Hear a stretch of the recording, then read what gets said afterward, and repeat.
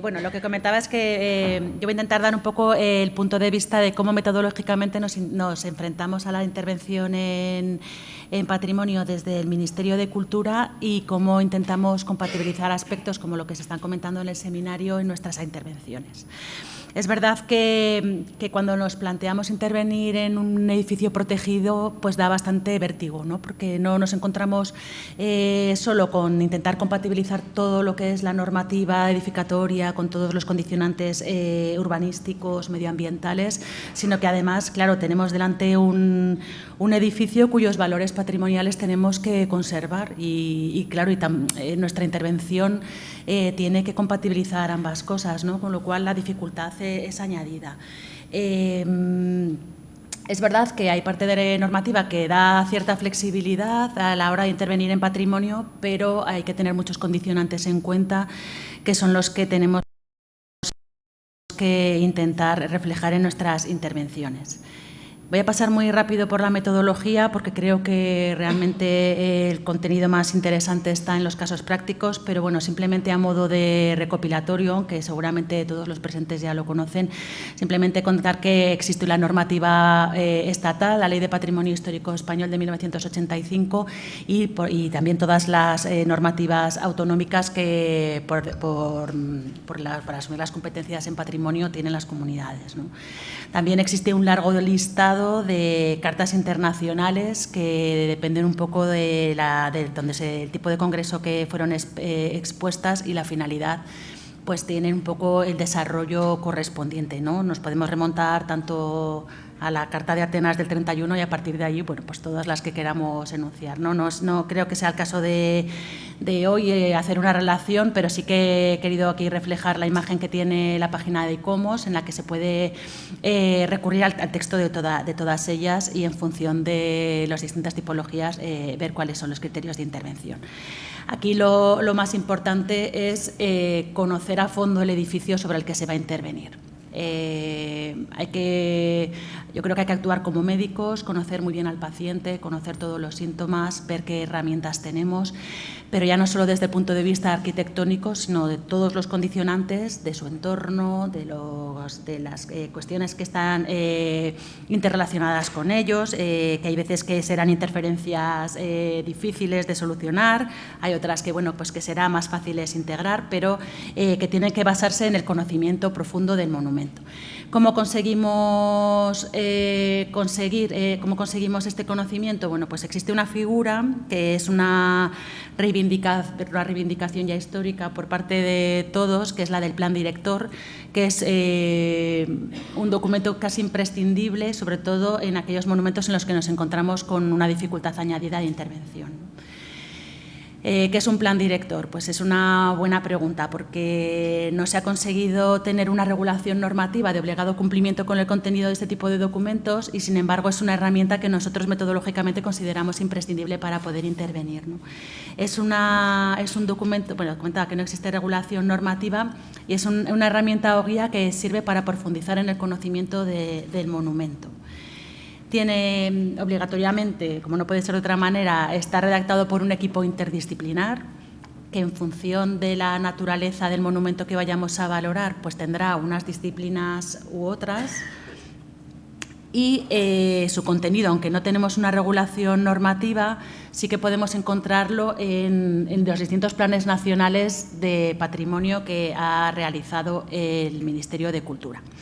He querido traer aquí simplemente una pequeña referencia a estos planes nacionales porque están recogidos en esta página web, que os voy a poner aquí, aunque por si acaso no la conocéis, porque lo que tratan estos planes nacionales es de, en función de la tipología de los distintos edificios que nos vamos a encontrar, establecer una metodología o unos criterios de intervención acordes a su naturaleza. Hay 14 planes nacionales aprobados en este momento, el de arqueología, que sería el número 15, está pendiente de su aprobación y son documentos, algunos de ellos ya bastante antiguos, de más de 10 años, por lo que están en proceso de revisión. Los que están en proceso de revisión aparecen expresamente en la página web y los que no, pues ya tienen su documento definitivo colgado. Nos encontramos planes nacionales pues, de catedrales, de monasterios, abadías y conventos, de patrimonio inmaterial, patrimonio industrial, una gran cantidad de casuísticas, ¿no? He querido recoger aquí en el recuadro rojo superior los que están prácticamente relacionados con la intervención arquitectónica, ¿no? Que quizás sea la que esté más relacionada con nuestras intervenciones. Tenemos ahí catedrales, tenemos paisajes culturales, que quizás es un poco la que se sale un poco más de la componente arquitectónica, tenemos arquitectura defensiva, industrial, bueno, tenemos bastantes casuísticas. Voy a pasar muy rápido por las distintas tipologías de planes porque quiero enseñaros ejemplos prácticos en función de las intervenciones que hemos ido haciendo desde el Ministerio. En el patrimonio industrial, el texto está colgado en la web, ya hay una referencia a qué es un plan director y cómo se debería afrontar desde el patrimonio industrial. Esta definición vamos a ver que se va repitiendo en los distintos tipos de planes. Y lo que denota que es que metodológicamente todos comparten la necesidad de poder realizar este estudio previo profundo que nos sirva para tener conocimiento del monumento. Incluso en el de patrimonio industrial hay un índice que es indicativo del contenido mínimo que se considera que debería tener este tipo de patrimonio. Y aquí nos encontramos con una referencia en la memoria descriptiva en la que ya se está hablando de la relación con el entorno, ¿no? Probablemente en este tipo sea rural o sea urbano, ¿no? Y su valoración. Aquí es donde se podría detectar lo que estamos tratando en este seminario, ¿no? La presencia de esas especies, la importancia de la biodiversidad y la compatibilización con la intervención en este tipo de patrimonio. También está el Plan Nacional de Paisaje Cultural, que pues, por su naturaleza pues, efectivamente está casi más relacionado con todo el tema de biodiversidad. Se vuelve a repetir lo que es la definición del plan director, la necesidad de su redacción y también establece un índice. Perdonad, es que es muy mala la imagen, pero la tenéis en la página web que os he indicado anteriormente.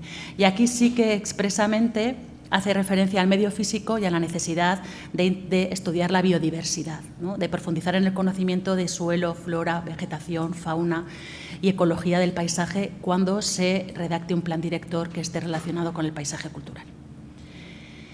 En el caso del Plan Nacional de Catedrales, que es de los más antiguos que se redactaron, ya aparecía también la figura del plan director como necesaria para poder profundizar. Y también hay un anexo que expresamente desarrolla el contenido que tener ese plan director. Es verdad que como es de los planes más antiguos, quizás no especifica tanto como los dos anteriores que hemos visto la necesidad de identificar la biodiversidad. Aquí hablamos otra vez que es obligado para profundizar, que es un documento muy ambicioso y que se personaliza para cada uno de los conjuntos, y la necesidad de que sea por un equipo interdisciplinar. Como ejemplo práctico, tenemos aquí un plan director de la Catedral de Huesca. Es verdad que la mayoría de las catedrales de España tienen ya redactado su plan director, pero coinciden en que la mayoría de ellos son bastante antiguos. Este es el más reciente que hemos contratado desde el Ministerio, que es el de la Catedral de Huesca, que fue entregado en el 2024. Este documento, que fue redactado por el equipo liderado por Estefanía Herrero y Ignacio Javier Gil Crespo, parte del índice que se establece dentro del Plan Nacional como necesario para poder valorar el conocimiento del monumento, pero ya incluimos aquí una parte relacionada con la biodiversidad. Es en el bloque 1 de los datos y documentos generales, donde ya se está hablando del medio ambiente y de la biodiversidad en el entorno de la catedral. Esto quizás no lo encontramos en los planes directores ya redactados de hace más de 10 años, pero sí que es verdad que se están empezando a incorporar en los nuevos documentos, ¿no? En este caso se identificó que lo que es la torre de la Catedral de Huesca, que está situada en la zona sur, coincide con el límite sur de la delimitación de protección del quebrantahuesos. Justo toda la zona de cubiertas que queda por la parte de arriba, que se puede ver allí en la imagen, la línea azul es la delimitación sur, y la catedral, no sé si puedo hacer aquí no, ¿verdad? No puedo marcar. Bueno, se ve cuál es la catedral y con lo cual todas las cubiertas quedarían dentro del entorno de protección del quebrantahuesos. Aspecto que habrá que tener en cuenta cuando nos enfrentemos a alguna intervención en el monumento, ¿no? También en el plan director se ha hecho una recopilación de todas las especies que se han podido avistar en las zonas próximas a la catedral, ya como avance de que está pasando algo allí y habrá que tenerlo en cuenta a la hora de intervenir en el patrimonio. Además, es que como fase 1 de redacción del plan director, se manifiesta la necesidad de intervenir en todas las cubiertas y en todas las fachadas. Con lo cual, esto que se ha podido avanzar ya en el plan director se tendrá que tener en cuenta a la hora de redactar el correspondiente proyecto de restauración de cubiertas y fachadas de la catedral. En cuanto al Plan Nacional de Arquitectura Defensiva, quizás sea en el que más ejemplos podamos hablar de este tipo de consideraciones de biodiversidad en las intervenciones. Es verdad que es la tipología que más es objeto más de intervención por parte del Ministerio y también en la que más se está interviniendo, ¿no? Con lo cual, pues son cosas que están muy relacionadas. También dentro del texto de la arquitectura defensiva hace referencia al plan director. Es verdad que en este caso no existe un índice concreto para ese tipo de patrimonio, pero tenemos experiencias continuas de redacción de planes directores que se han ido como perfeccionando uno detrás de otro, de manera que hemos ido aprendiendo, ¿no? Conforme hemos ido evolucionando. Tenemos ejemplos de planes directores de las murallas de Ávila, que veremos a continuación, de Madrigal de las Altas Torres, y el más reciente, el de Castillo y Murallas de Atienza. Si os parece, vamos a pasar a ver estos casos prácticos que yo creo que son los más significativos. El plan director de las murallas de Ávila fue redactado por el equipo liderado por el arquitecto Pedro Iglesias en el año 2017. Es verdad que para cuando se redactó este documento ya había habido intervenciones en las murallas que habían tenido en cuenta aspectos como la biodiversidad que vamos a comentar ahora. Por lo cual yo creo que en este caso casi lo tuvieron más fácil porque era incorporar toda la experiencia que habían tenido en las intervenciones anteriores, recopilarlas en este documento, ¿no? Podemos ver referencias a la biodiversidad en el apartado de metodología, en el que se hace referencia a lo que estaba comentando, ¿no? Que las últimas intervenciones en la muralla ya habían tenido en cuenta la presencia de colonia de vencejos y que se habían tomado medidas para poder hacerlo compatible con las intervenciones. Encontramos otra referencia en la diagnosis, en el análisis del estado actual de las murallas y también en los planes y propuestas, ¿no? a nivel urbanístico. Coincidiendo con la redacción del plan director en el año 2017, se estaban empezando unas obras en la Puerta de San Vicente y del Alcázar en la misma muralla, que era un proyecto redactado por Carlos Jiménez Pose. Este proyecto tenía como intervención la restauración de los paramentos, en concreto pues, lo que era el repicado de los morteros de junta para volver a colocar los sistemas de ripias que son en los que estaban desprendiendo, y ya se estaba hablando de las medidas necesarias medioambientales en relación a las especies protegidas. Los vencejos en Ávila están súper presentes, o sea, esto es verdad que los tienen ya muy interiorizados en la muralla y los vencejos. En el proyecto se contempló la presencia en las fichas, incluso había una partida presupuestaria que comentabas anteriormente, que es verdad que en los proyectos no se está contemplando, ¿verdad? En este caso sí que se está repercutiendo en la partida del repicado la necesidad de tomar medidas medioambientales vinculadas a ese repicado, ¿no? Aquí he querido destacar repicado del mortero de junta y toma de medidas medioambientales, principalmente para los vencejos. Es verdad que durante la redacción del proyecto se contó con el asesoramiento de profesionales de la Universidad Católica de Ávila, que ya hablaban de medidas concretas en los lienzos, del número de cavidades, de dimensiones concretas, que también estaban recogidos en el documento de fauna silvestre y edificios de SEO, ¿no? Hablando de las dimensiones. Estos son dos imágenes, una del 2016, previa a la intervención, que se puede ver cómo entraban los vencejos en las zonas en las que se había respetado, y cómo en el 2018 los huecos que se habían dejado y se habían acondicionado pues seguían siendo utilizados por ellos, ¿no? Con lo cual, yo creo que este tipo de intervenciones sí que pueden ser ejemplares de cómo se ha intentado compatibilizar la restauración del patrimonio con lo que es la biodiversidad presente en él, ¿no? Posteriormente hemos redactado un proyecto que además es que acaba de empezar ahora en Ávila, es otro proyecto también en la muralla, en otra zona de otros tramos, y vuelve a aparecer en la memoria constructiva la presencia de vencejos y la necesidad de establecer las medidas medioambientales, lo mismo a nivel de presupuesto, ¿no? Este documento se fue aprobado por el Ayuntamiento de Ávila, en el que ya se establecían medidas como la de que no puede haber mallas en los andamios para compatibilizar el paso de las especies a la muralla, y efectivamente ahora mismo la actuación que se está realizando no se han colocado mallas, no se han colocado plásticos, y en las visitas de obra podemos ver cómo siguen acercándose las aves en las zonas que no están los operarios, claro, no las que están, pero sí que siguen haciendo uso de los nidos que se han ido manteniendo. Y esto como anécdota que me hizo mucha gracia, porque vi que realmente en Ávila hay una concienciación bastante importante, y se organizaron un Festival de los Vencejos en junio de 2024 en el que intentaba pues trasladarse toda esta preocupación a la población, ¿no? A niveles de talleres infantiles y incluso de visualización. Otro caso que podemos ver es el de las murallas de Madrigal de las Altas Torres. Este es el índice que tiene el plan director, que fue redactado por el equipo de Paco Jurado en mayo de 2018. Ya se incorporaba un aspecto de estudio medioambiental y en el que ya se detectaba la participación, o sea, la inclusión de la zona de actuación dentro de una zona cepa.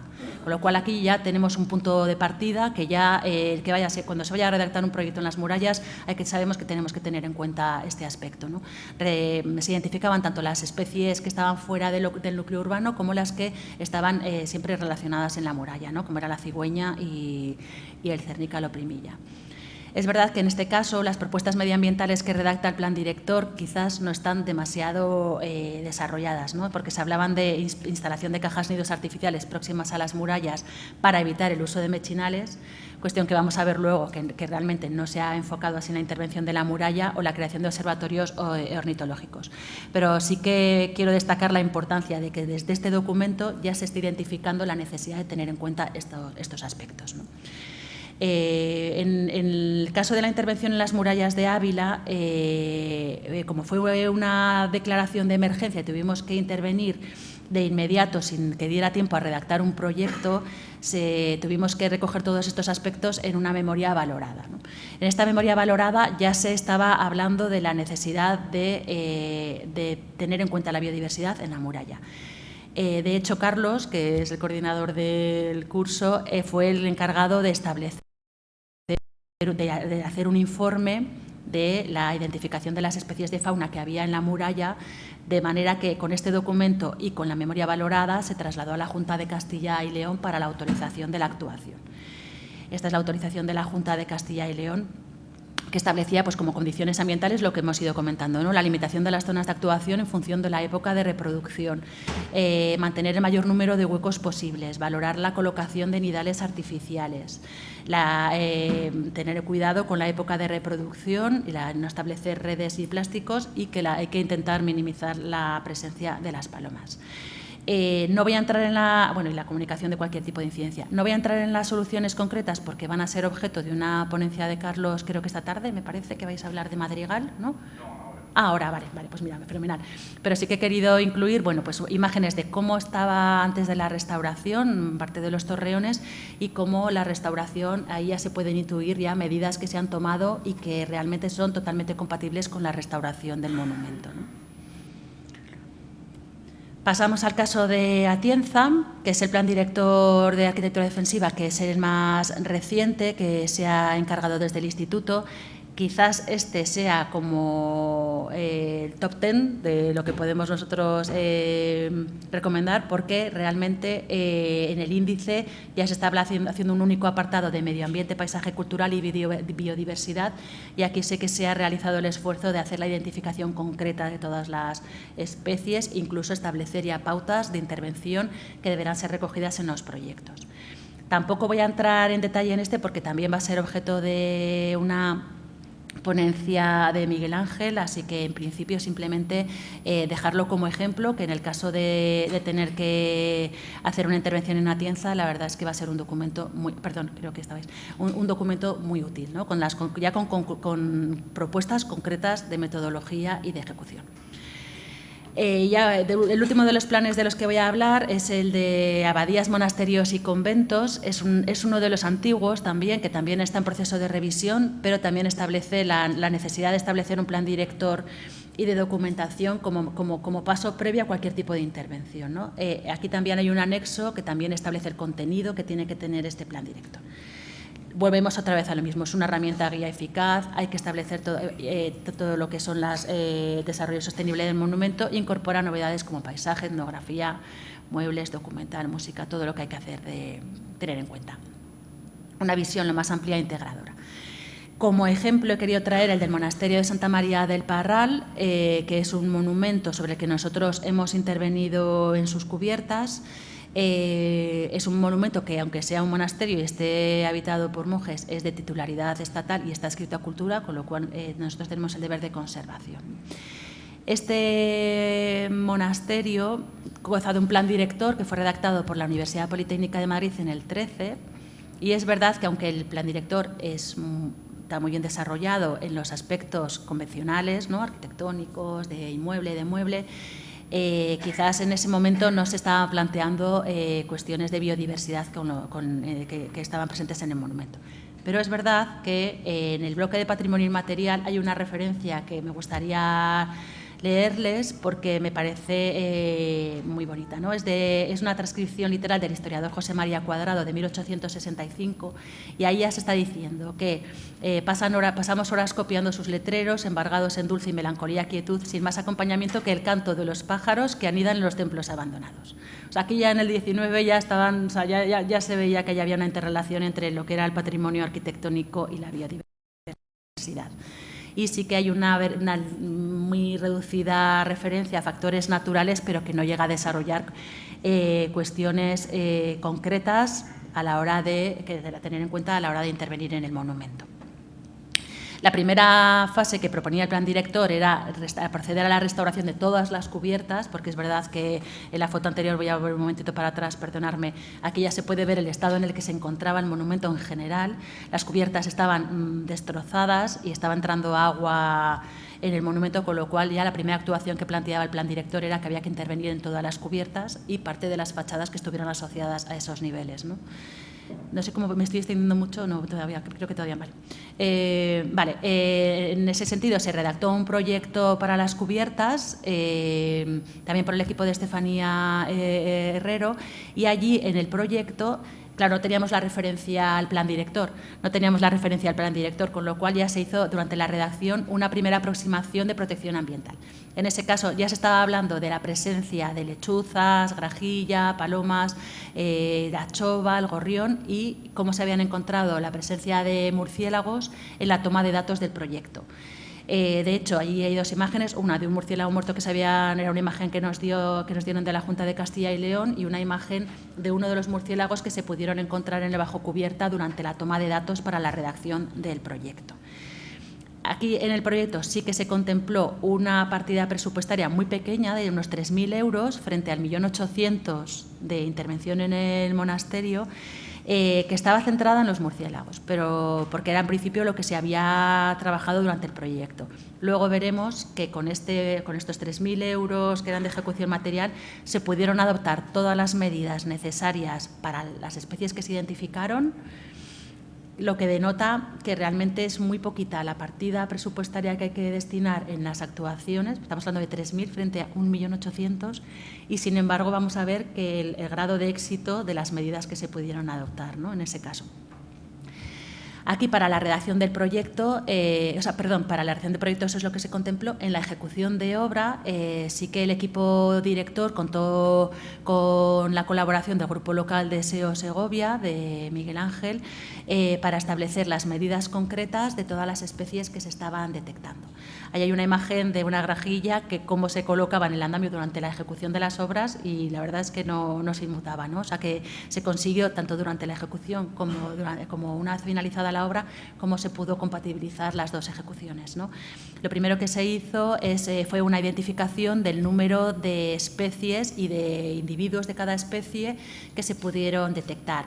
Esto es verdad que hay veces que durante la redacción de proyecto no se puede elaborar tan detenidamente, ¿no? Aquí fue necesario tener ya los andamios colocados para poder identificarlos concretamente e incluso el número de individuos. Se detectó que había algunas de ellas que no había presencia, como el cernícalo o primilla, pero sí que se tomaron medidas para intentar lo que comentábamos antes, ¿no?, en la ponencia anterior, que pudieran volver al monasterio especies que se tenía constancia que habían estado antes. La verdad es que esta actuación fue ejemplar, ha dado lugar a la publicación de Miguel Ángel García y de Beatriz Sánchez. Incluso hubo una presentación en un programa de la 2 en la que se hablaba, entre otros monumentos de Segovia, del Parral, ¿no? Las medidas de protección de la biodiversidad, ¿en qué se centraron? En controlar y reducir la población de la paloma, mantener y potenciar la población existente del cernícalo, de la chova, el vencejo y el gorrión chillón, mantener y potenciar la colonia existente de murciélago grande de herradura, potenciar la presencia del cernícalo y potenciar la presencia de especies trogloditas. Para ello, pues establecieron medidas concretas en los mechinales y huecos y grietas de paramentos, en los aleros y tejadillos de las cubiertas, en la cámara de aire de la cubierta ventilada, que ahora pasaré a comentar, y mantener los huecos de acceso de la colonia de murciélagos. En cuanto a las fachadas, se trató de mantener los huecos existentes prácticamente todos, pero acondicionándolos para evitar que especies quizás como palomas no lo tuvieran fácil, pero sí el resto de especies. Para ello, pues se acondicionaron las dimensiones de los huecos y se colocó un lecho de mortero de cal inclinado para evitar el depósito en horizontal de las palomas. En cuanto a los tejadillos, se aprovechó el espacio entre las ménsulas de madera para acondicionar espacios de anidamiento. Aquí en la imagen superior de la derecha del todo podemos ver una imagen interior antes de colocar la tapa, de manera que se permitía el acceso por el exterior y se limitaba el acceso al interior, ¿no? Y ahí podéis ver una piececita de madera que se diseñó para esta actuación, que es cuadrada con un taladro, creo que de unos 8 centímetros de diámetro, que estaba pensada para que cuando pudieran anidar los vencejos no rodaran los huevos, ¿no? Porque en el asesoramiento sí que se nos indicó que los vencejos no aportan material a la hora de hacer los nidos, ¿no? Con lo cual así se limitaba a que rodaran los huevos. En la imagen inferior se puede ver cómo la incidencia de los huecos de apertura desde el exterior prácticamente son imperceptibles, solo se ve en la imagen frontal, y así se dispusieron para que la imagen principal, que era la de diagonal, pues estuvieran ocultos por la presencia de las ménsulas, ¿no? Otra de las medidas que se adoptaron fue en los tejarillos del claustro procesional, en la que se intentó dar acceso de manera que fuera en el lado opuesto del hueco de la apertura de la ventana para impedir ahí, o sea, para intentar minimizar la interferencia entre el uso de la celda y la presencia de las aves, ¿no? Otro tipo de aprovechamiento fue el de la cámara de aire ventilada, porque en este caso se fue a un sistema en seco, de manera que todo lo que era la cobertura de teja se sujetaba sobre rastreles de madera, no sobre camas de mortero, con lo cual quedaba una cámara ventilada que podía ser también usada por ciertas especies, ¿no? En esta imagen podemos ver cómo la pestaña que sujeta el canalón hace que se bajen las pestañas de protección de la apertura de la teja y permite el acceso a especies, pero de muy pequeño tamaño, ¿no? Aquí no estaríamos hablando de que pudieran entrar las palomas, pero sí el resto de las especies. En cuanto a los murciélagos, pues se estuvo valorando si hacer unos cubículos delimitados o, bueno, al final se optó por dejarles todo en la zona del bajo cubierta, pero limitando el acceso con una chapa, de manera que lo que era la apertura del hueco solo pudiera ser usado por ellos, ¿no? Por especies de pequeña envergadura. Y como desde el interior se ven los huecos que también tenían de acceso, aparte de la limitación en los huecos grandes, como a través de los pequeños podían entrar y salir. Esto dio lugar a la publicación de Miguel Ángel García y Beatriz Sánchez, junto con otras obras de rehabilitación y reforma que ellos habían supervisado también en Segovia. Pues hay un apartado concreto que se puede consultar sin ningún problema de todas las medidas que hemos estado comentando sobre las que se adoptaron en el monasterio del Parral. Y ya con esto yo ya finalizo. Muchas gracias a todos.